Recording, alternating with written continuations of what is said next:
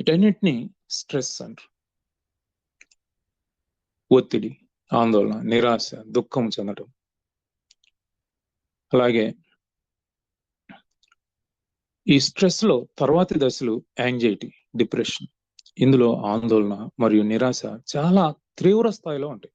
దానికి పిల్లలు, పెద్దలు, వృద్ధులు అనే భేదం లేదు. ఎవరి స్థాయిలో వారికి ఈ స్ట్రెస్ అనేది ఒక పైకి కనిపించని శత్రువు.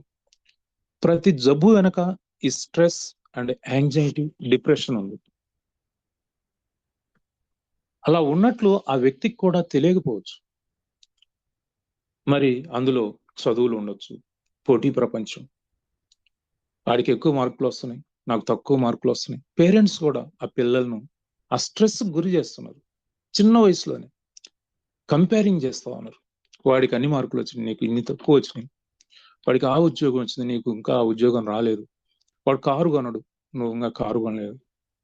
ఇలా మరి పోటీ ప్రపంచం అయిపోయింది. ఇక ఆర్థిక విషయాలు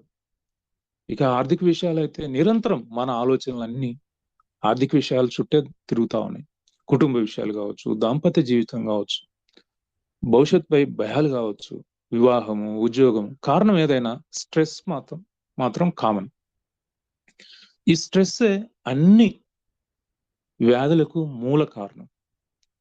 ఇవి ఏవి కాకుండా అన్ని బాగున్నా కూడా పోల్చుకోవటం, కంపారిజన్ చేసుకోవటం. చూడండి, ఆడు కారు కొనడు, నేను ఇంకా కారు కొనలేకపోతున్నా. ఆడికి బిల్డింగ్ ఉంది, నాకు బిల్డింగ్ లేదు. నా పిల్లలు బాగా చదవట్లేదు, వాళ్ళ పిల్లలు బాగా చదువుతున్నారు, వాళ్ళు ఉద్యోగం సంపాదించారు. ఇలాంటి పోలిక, కంపారిజన్ నిరంతరం. ఇలాంటి స్ట్రెస్ ఇలా ఉంది. ఈ స్ట్రెస్ వల్లనే మనకి రకంగా జబ్బులు వస్తున్నాయని వారికి కూడా తెలియట్లేదు.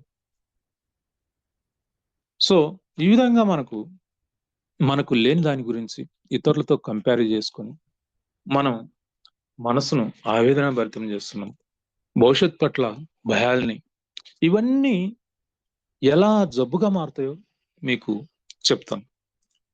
సో ఇలా ఇంకా సోషల్ ప్రోగ్రామ్స్ కావచ్చు. ఈ రోజుల్లో సోషల్ మీడియా చాలా పెద్దదైపోయింది. ప్రశాంతంగా ఎవరిని ఉన్నట్లేదు. ఏదో ఒక విధంగా వివాదాలు సృష్టిస్తూ లేదా బ్లాక్మెయిల్ చేస్తూ రకరకాలుగా మన జీవితాల్లో పెనవేసుకొని పోయింది ఈ సోషల్ మీడియా. సో ఇవన్నీ కూడా ఈ స్ట్రెస్ అన్ని రకాల దీర్ఘకాలిక వ్యాధులకు